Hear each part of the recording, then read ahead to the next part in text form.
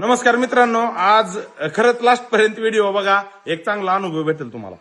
दादा, एकत्र कुटुंब चांगलं का विरगळलेलं कुटुंब चांगलं? एकत्र कुटुंब चांगलं. चला, थँक्यू दादा. बाया, एकत्र कुटुंब चांगलं का विरगळलेलं कुटुंब चांगलं? एकत्र कुटुंब कधी बी चांगलं. चला बाया, दीपक बाया, एकत्र कुटुंब चांगलं का विरगळलेलं कुटुंब चांगलं? एकत्र कुटुंब चांगलं कधी बी म्हणजे सगळे सामान चालतात ना. हा, इकडे माझं मामा, एकत्र कुटुंब चांगलं का वेगळं झालेलं कुटुंब चांगलं? एकत्र चांगलं.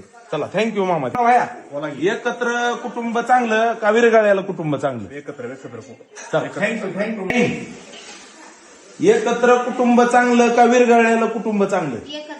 चला, थँक्यू काळजा. लुलू, एकत्र कुटुंब चांगलं का विरगळलेलं कुटुंब चांगलं? एकत्र चांगलं. एकत्र चांगलं का? चला, ओके, थँक्यू. पा, अरे एकत्र कुटुंब चांगलं का वेगळं झालेलं कुटुंब चांगलं? वेगळं झालेलं चांगलं. कारण बरं, त्याचं कारण सांगा. त्याचं कारण सगळं जर आपण करीत असलाव, अचानक तुम्ही आपण आमच्या अंगातून सगळं ह्याच्यातून काढून जर घेत असलाव, मग विरगळलेलं चांगलं ना. एकत्र कुटुंब चांगलं का विरगळलेलं? एकत्र चांगलं, पण आई वडिलांची साथ आणि भावाची साथ असली तर कुटुंब व्यवस्थित होते. थँक्यू राहुल भाई. मावशी, एकत्र कुटुंब चांगलं का विरगळलेलं कुटुंब चांगलं? नाही, एकत्रच चांगलं. एकत्र. आई-वडिलांची साथ थँक्यू पवार मावशी, एकत्र कुटुंब चांगलं का विरगळलेलं कुटुंब चांगलं? चांगलं. बरं, एकत्र ना. चला बघा, प्रत्येकानं प्रत्येकाचा अनुभव सांगितला, पण प्रत्येक काम करायले तरी बी बहुमत कशाला आहे तुम्ही बघा आणि कमेंट करून सांगा.